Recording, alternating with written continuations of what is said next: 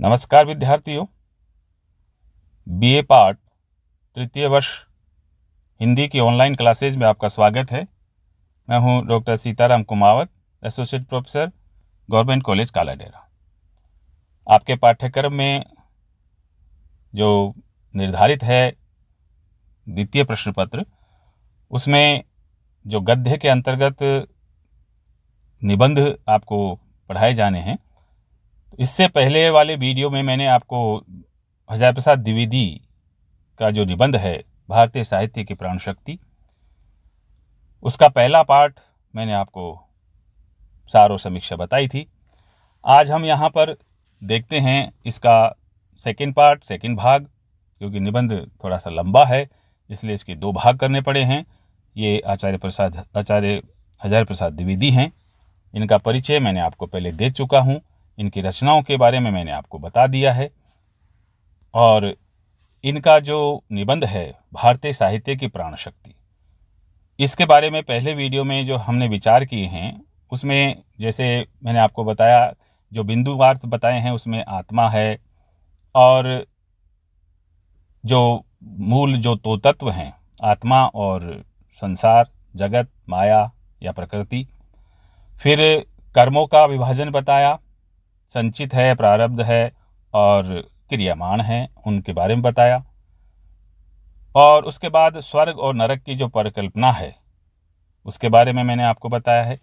आगे हम इस निबंध की जो आगे का जो भाग है उसमें देखते हैं कि तीन ऋण जो है, तीन ऋणों की अवधारणा हमारे यहाँ भारतीय संस्कृति में है। ये तीन ऋण कौन कौन से हैं? पितृ ऋण और ऋषि ऋण और देव ऋण। ये तीन ऋण होते हैं, यानी तीन अपने जो एक तरह से ऋण हैं जिनको अपन को चुकाना है संसार में आकर के। हमने जन्म लिया है तो ये तीन ऋण अपन को उतारने पड़ते हैं। पहला जो ऋण है वो देव ऋण होता है। देवताओं के द्वारा जो ऋण हमारे ऊपर है, क्योंकि मनुष्य शरीर जो अपन ने धारण किया है वो देवताओं की कृपा से है, तो देवताओं को जो है पूजा अर्चना करके जो है उनका कर्ज चुकाया जाता है और इस ऋण से मुक्ति पाई जाती है।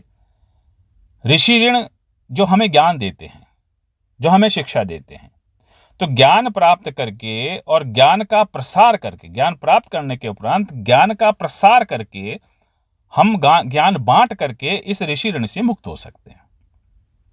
पितृऋण, पितृऋण कहते हैं पिता के द्वारा हम इस संसार में आए हैं, तो पिता का ऋण है। तो पिता का ऋण क्या है? यानी कि हम जो है अपनी जो है वंश वृद्धि करें, पुत्र पैदा करें, जिससे कि ये वंश चलता रहे, तो पिता का जो ऋण है वो उतर जाए। देखिए क्या बताते हैं हजारी प्रसाद द्विवेदी। आचार्य हजारी प्रसाद द्विवेदी अपने निबंध में लिखते हैं कि हिंदू शास्त्रों में बताया गया है कि मनुष्य पैदा होते ही तीन प्रकार के ऋणों से ग्रस्त रहता है। ये तीन जो ऋण हैं, देव ऋण, ऋषि ऋण और पितृ ऋण, इन ऋणों को चुकाने पर ही उसे मोक्ष की प्राप्ति होती है। देवताओं की पूजा अर्चना करने से जो देव ऋण है उससे मुक्ति पाई जा सकती है। ऋषि ऋण जो है ऋषियों द्वारा दिए गए ज्ञान का प्रसार करने से ऋषि ऋण से मुक्त हुआ जाता है। और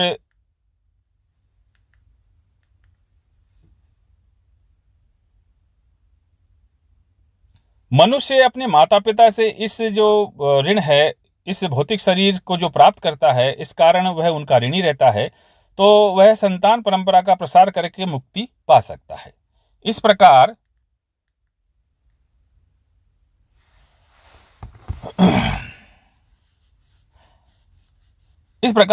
यज्ञ आदि का आयोजन, अध्ययन, अध्यापन तथा संतानोत्पत्ति करने से व्यक्ति तीन ऋणों से मुक्त हो जाता है। इसे ही मोक्ष की प्राप्ति कहते हैं और यही मानव जीवन का चरम लक्ष्य माना गया है। ज्ञान विज्ञान का समन्वय हमारी भारतीय संस्कृति की महानता है। तो हजारी प्रसाद द्विवेदी लिखते हैं कि हिंदुओं ने अपने साहित्य में अनेक जातियों के ज्ञान विज्ञान को पूर्णतया स्वीकार किया है। इस कारण भारतीय चिंतन में अनेक देशों और जातियों का ज्ञान समाविष्ट हुआ है। यहाँ के लोगों ने बाहर से विविध शास्त्र और विद्याएं ग्रहण की हैं। उदाहरण के लिए सीरियनों से राशि गणना, ग्रीकों से होरा शास्त्र और अरबों से ताजिक शास्त्र, यक्षों से कवि प्रसिद्धियां, आर्यतर जातियों से आध्यात्मिक चिंतनाएं और देव कल्पनाएं ज्ञान राशि के रूप में स्वीकार की गई हैं। इस प्रकार भारतीयों ने देव ऋण और ऋषि ऋण को चुकाने में अपना विशेष कौशल दिखाया है। कर्मफल और त्रय जो ऋण है, 3 प्रकार के ऋण है, उसका प्रभाव क्या होता है। आचार्य हजार प्रसाद द्विवेदी ने कर्मफल और ऋण त्रय का जो प्रभाव है उसको निरूपित करते हुए लिखते हैं कि हिंदू विश्वास के अनुसार पुत्र उत्पन्न करना आवश्यक कर्म है। इसके बिना वे आत्मज्ञान के अधिकारी नहीं है। पुत्र उत्पादन केवल साधन है, मोक्ष प्राप्ति का साधन नहीं। मतलब पुत्र उत्पादन साधन है, मोक्ष प्राप्ति का साधन नहीं है। ज्ञान की प्राप्ति करना भी मोक्ष प्राप्ति का साधन है। देवताओं और प्राकृतिक शक्तियों को संपन्न बनाना हमारा आवश्यक कर्तव्य है। इस सिद्धांत ने कर्म के सामूहिक उद्योग के क्षेत्र में हिंदुओं को बाधा पहुंचाई है और उनकी मनोवृत्ति को विच्छेद प्रवण बनाने में सहायता दी है। इतना ही नहीं, उन्हें जागतिक अवस्था के प्रति उदासीन बना दिया है। जब प्रत्येक कार्य का निश्चित और न्याय संगत कारण है तो किसी अन्याय के विरुद्ध विद्रोह करने का सवाल ही नहीं उठता, और जब विद्रोह करने की भावना दब जाती है तो जाति स्थिर भाव से अधपतन की ओर बढ़ती जाती है। हिंदू साहित्य और समाज का पहलू सचमुच बहुत सोचनीय है, परंतु इसके सिवा एक बात और है जो निश्चित ही महान है, और वह है पुरुषार्थों की कल्पना। यानी हमारी भारतीय संस्कृति में जब ये माना गया है कि जो कुछ है वो निश्चित है, जो भोगना है वो जो लिखा हुआ भोगना है, तो चाहे कोई अन्याय करे तो उसके प्रति विद्रोह न करें, उसके विरुद्ध न बोलें, क्योंकि ये तो हमारे भाग्य में लिखा हुआ है। तो ये एक जो हजार प्रसाद द्विवेदी कहते हैं कि ये जो चिंतना है, ये जो विचार है, वो हमारी भारतीय जो हिंदू समाज है, हिंदू जो समाज है, इसका एक बहुत सोचनीय पहलू है। हमें सोचना चाहिए इस बारे में।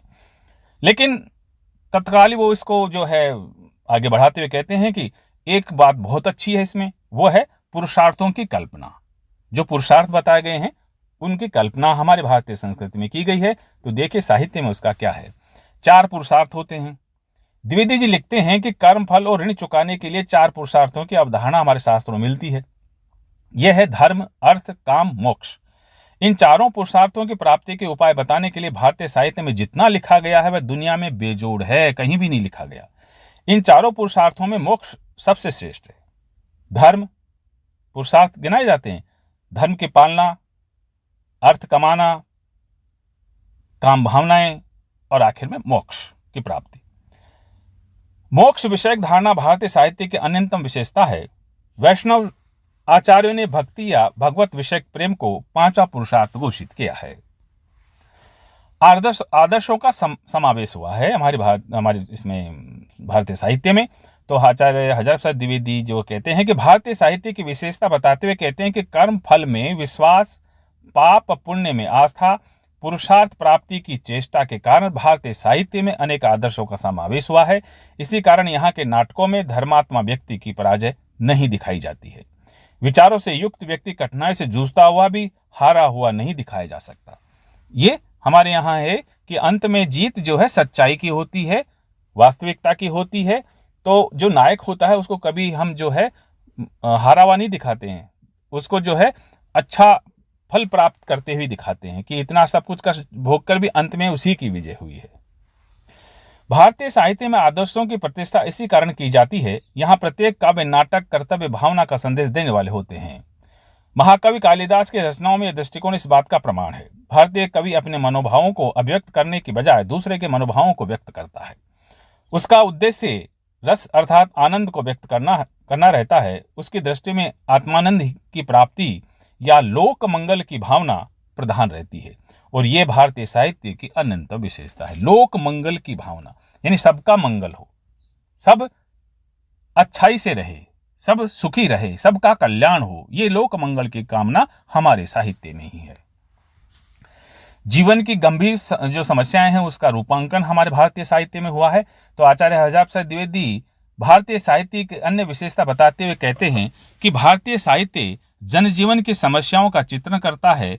इसमें जीवन की गंभीर समस्याओं का समाधान चित्रित रहता है। कुछ पाश्चात्य विद्वान भारतीय साहित्य की गलत आलोचना करते हैं, जिसका दुख आचार्य हजारी प्रसाद द्विवेदी को है, और जानबूझकर उसे छोटा दिखाने का प्रयास करते हैं। उनका कहना है कि वो जानबूझ करके हमारी जो भारतीय साहित्य है उसका जो है छोटा दिखाने की कोशिश करते हैं, परंतु वास्तविकता यह है कि ऐसा करके भारतीय साहित्य के प्रति न्याय नहीं करते। प्राचीन भारतीय साहित्य में जो ज्ञान भरा पड़ा है उसे आधुनिक आविष्कारों का साम्य में होना अपने आप में आश्चर्यजनक है। 3 उत्स हैं। आचार्य हजारी प्रसाद द्विवेदी निबंध में लिखते हैं कि यूरोपियन सभ्यता के 3 उत्स हैं: ग्रीक विचार, बाइबिल और आधुनिक विज्ञान, यानी जिनसे हम प्रभावित होते हैं। इन तीनों से आधुनिक यूरोपियन पंडित की दृष्टि प्रभावित होती है। इन तीनों के घात प्रतिघात से उनके मानस पटल पर एक विशेष प्रकार का जीवन संबंधी सत्य अंकित होता है।